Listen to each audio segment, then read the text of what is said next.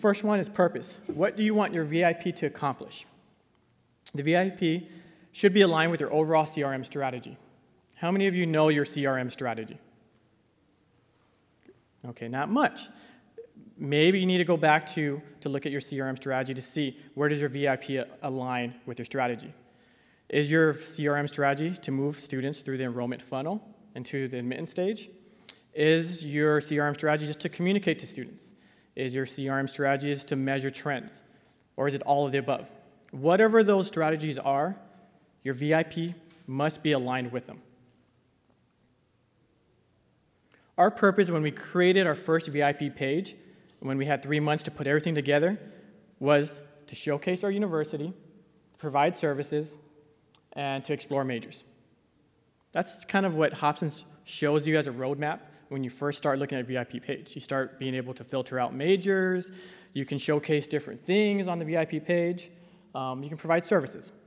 That was our original intent of our VIP page up until literally about 2 or 3 weeks ago. And this is how our VIP page looks as of right now, because we haven't implemented our new VIP page. As you look at it, it looks decent. I think it looks nice. I think we have our color and our branding well. We did a little bit of our admission status on the right column. We're showing a little bit of our majors. We have our promotion and advertising at the top. And all this is filtered out. But when we started looking at our VIP page and really looking at our focus of our students, and after we looked at our reporting function, we realized that a lot of students were going into the page once, twice, luckily third time. And if they were going onto the page, what were they looking at? Was our admission status checklist really helping them when we kept on getting calls about, why haven't I received my transcript, I sent that in? Were we expanding on that on the VIP page? We weren't. They were exploring majors, but then they were getting confused about, well, is that the major that I put down on my application, or is that my major that I explored with? We did not make that clear on our VIP page. So a lot of our VIP page right now is not very user-friendly.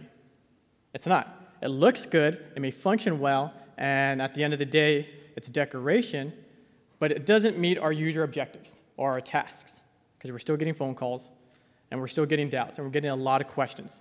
Though it's been minimized by this, it wasn't great UX design, and we can elaborate on this. So what our dilemma was is that we left a lot to interpretation. Unlike brands like a Coca-Cola or a Nike that have huge amount of members who can go into the webpage every day and they fill in the gaps with their own creativity, as an institution and as UTEP, we couldn't let that happen. What we had to do was create a VIP page that created a roadmap to the students, that created no doubt in the students' mind that if they went onto the VIP page, they knew what they were doing, what they were getting out of it, and that they're moving along to becoming a student at UTEP. We had to control that roadmap. And you can control that, but you can still make it friendly for the user. So our new purpose now is to guide our students through enrollment funnel and streamline the admissions process. It's a little bit more larger, a little bit more vague, but it's a lot more specific than just showing information. What we can do with this now is that make sure that every single thing that we put onto the VIP page goes back to this return on investment. And it goes back to this idea that if it's on the VIP page, it has to have a purpose. It has to have an objective, a user objective, and it has to have an institutional objective.